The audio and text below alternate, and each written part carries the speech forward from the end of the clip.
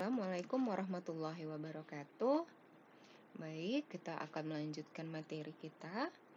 Kalau kemarin kita sudah membahas mengenai kekhasan atom karbon, itu salah satunya adalah bahwa atom karbon itu mampu mengikat 4 atom lainnya. Ya, dengan kata lain, atom karbon itu bisa membentuk 4 ikatan kovalen. Ya, contohnya ini. Atom C itu bisa mengikat 4 atom lain secara kovalen. Atom apa yang dia ikat? Atom H1, atom H-nya 2, atom H3, dan satu lagi atom C. Nah, karena kemampuan atom karbon ini mengikat 4 atom lain, ya, sehingga atom karbon ini memungkinkan untuk membentuk suatu rantai. Yang selanjutnya kita sebut dengan rantai karbon.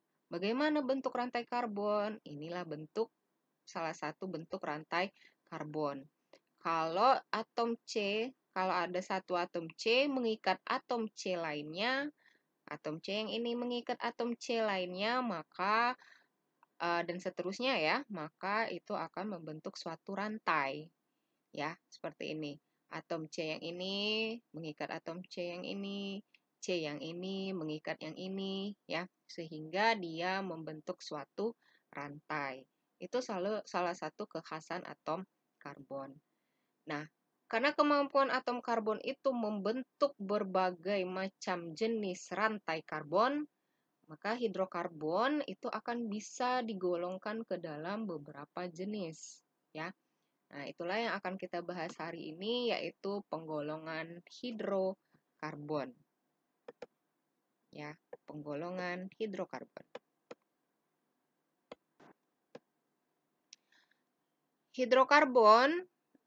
Penggolongan hidrokarbon itu bisa di beberapa penggolongan ya.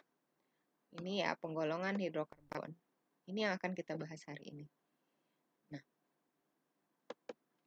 hidrokarbon penggolongannya itu ada beberapa jenis. Yang pertama ada hidrokarbon alifatik.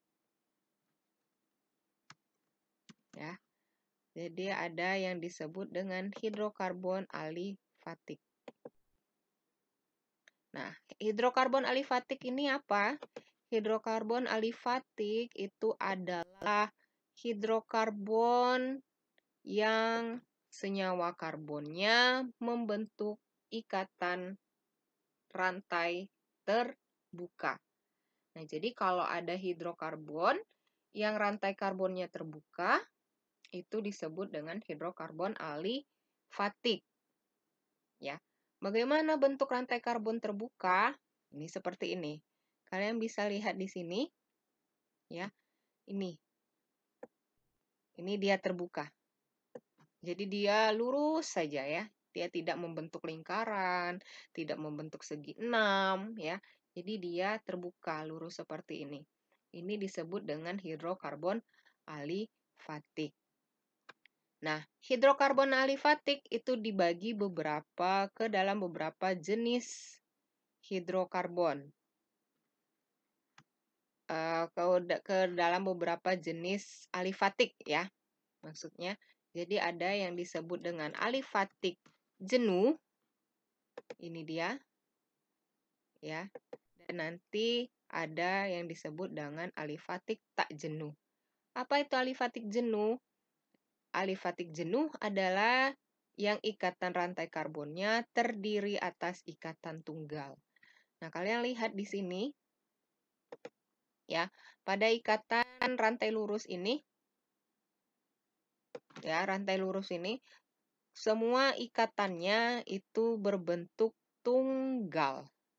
Ya, kalian lihat ini. Ini tunggal. Sorry. Ya, semuanya tunggal. Tunggal.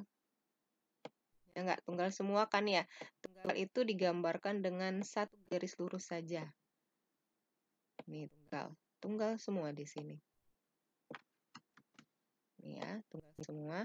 Nah, ini disebut dengan alifatik jenuh rantai, disebut dengan alifatik jenuh. Kalau dia rantainya tunggal. Nah, kalau ini yang lurus ya, untuk lurus. Jadi dia lurus saja seperti ini. Nah, kalau dia nih ya, lurus semua. Ini luruskan. Nah, terus ada lagi alifatik jenuh rantai bercabang. Ya, rantai bercabang. Ini contohnya. Ini yang disebut dengan alifatik rantai bercabang. Di mana lihat cabangnya? Kalian lihat di sini. Kalau yang ini tadi kan dia C-nya di sini aja ya, lurus semua. Ya kan? Nah, kalau yang bercabang, dia ada cabang. Mana dia cabangnya? Ini yang di rantai lurusnya, sedangkan ini ini cabangnya. Itu yang disebut dengan rantai bercabang. Nah, kesemua yang contoh ini dimasukkan ke dalam golongan alifatik jenuh. Artinya apa tadi jenuh? Yang disebut dengan jenuh, kalau ikatan rantai karbonnya ya terdiri atas ikatan tunggal. Jadi yang perlu digarisbawahin ini adalah tunggal. Jadi ikatan rantai karbon yang terdiri atas ikatan tunggal. Itu dimasukkan ke dalam alifatik jenuh. Alifatik jenuh itu dibagi dua, yaitu ada rantai lurus dan rantai bercabang. Kalau dia lurus saja seperti ini, dia dimasukkan ke dalam rantai lurus. Sedangkan kalau dia ada cabang, ya, ini C-nya mengikat lurus ke kanan dan ada yang ke bawah. Nah, yang ke bawah ini disebut dengan cabang. Dia ini kalau kita lihat nih ada cabang-cabangnya kan. Nih kalau di sini kita lihat ini. Ya. Jadi ada cabangnya. Nah, ini sorry. Ada rantai lurusnya ya, ini. Nah, yang ini cabangnya. Nah, itu dia. Oke, jadi penggolongan hidrokarbon yang pertama itu ada alifatik ya. Ini alifatik. Nah, alifatik tadi yang pertama ada alifatik jenuh ya, dan yang ini ada alifatik tak jenuh. Nah, bagaimana alifatik tak jenuh? Ya, jadi kalau alifatik jenuh tadi dia memiliki ikatan rantai karbonnya dia merupakan ikatan tunggal. Nah, tapi kalau yang tak jenuh, dia ikatan rantai karbonnya ya memiliki ikatan rangkap. Nah, rangkap ini bisa dia rangkap 2 atau rangkap 3. Nah, ya. Kita lihat contohnya. Kalian lihat contoh di sini. Ada yang ini kalian perhatikan di sini. Oke, sorry.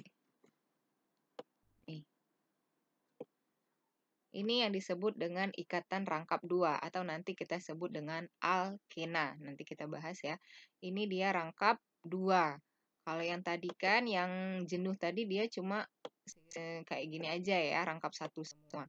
Nah, kalau dia ada rangkap 2 seperti ini atau rangkap 3 seperti ini senyawa hidrokarbon ini digolongkan ke dalam alifatik tak jenuh. Ya.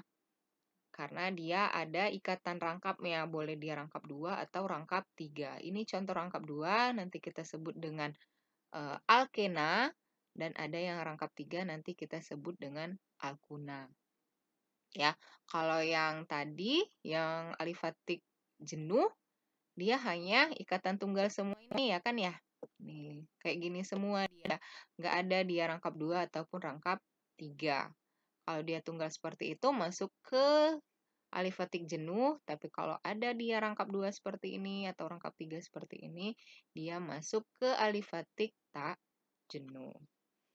Nah, itu untuk penggolongan hidrokarbon alifatik. Ya, yang kedua, ya ada hidrokarbon siklik. Nah, kalau alifatik itu tadi dia adalah rantai karbonnya terbuka, ya. Ini keynote-nya. Rantai karbonnya terbuka. Sedangkan hidrokarbon siklik, ya, ini dia. Ini dia. Rantai karbonnya tertutup atau melingkar. Jadi dia membentuk ikatannya itu dia tertutup, bisa membentuk segi 4, segi 6 ya, tergantung dengan senyawanya. Hidrokarbon siklik itu dibagi menjadi 2. Ada yang disebut dengan senyawa karbosiklik dan ada yang disebut dengan senyawa heterosiklik. Nah, kita bahas satu-satu ya. Senyawa karbosiklik. Senyawa karbosiklik itu adalah senyawa yang rantai lingkarannya hanya terdiri dari atom karbon saja, ya. Jadi dia senyawanya hanya terdiri atom karbon, ya. Lingkarannya terdiri atas atom karbon. Ya, hanya itu ngikut ya. Nah, itu yang disebut dengan karbosiklik. Karbosiklik ini dibagi menjadi 2 nanti ya. Jadi yang pertama itu ada disebut dengan senyawa aromatik. Nah, senyawa aromatik itu apa? Bisa kita baca penjelasannya ya. Senyawa aromatik adalah senyawa siklik yang rantai lingkarannya tunggal dan rangkap berselang-seling. Nah, contoh itu ada di senyawa benzen atau C6H6. Kita lihat di sini rantainya tertutup. Ya. Nih. Beda kan ya sama yang tadi dia lurus aja. Kalau yang ini dia tertutup. Dan tertutup dan kalian lihat ikatannya antara ikatan tunggal dan rangkap itu berselang-seling. Ya, ini tunggal, terus ini rangkap, ini tunggal lagi, ya kan selang-seling dia. Ini rangkap, ini tunggal lagi, ini rangkap, ya. Jadi dia selang-seling. Ya, ini disebut dengan senyawa aromatik. Kalau mau lihat bentuk itunya ya, bentuk rantainya, ini kira-kira bisa digambarkan seperti ini. Nah, kalau kalian lihat rantai karbon seperti ini, itu disebut dengan rantai aromatik.